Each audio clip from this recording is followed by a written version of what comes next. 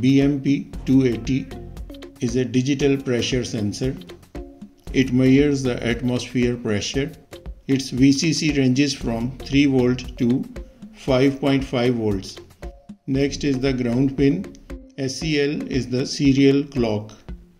SDA is the serial data.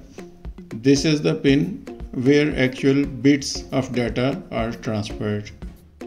CSP is a pin related to SPI interface or SPI protocol. In SPI protocol, CSP is used to select the device. There could be many devices on the same bus. SDA pin is used to exchange serial data between two devices. SDO is the serial data output. It is used to send digital data using SPI protocol. See you again in another video.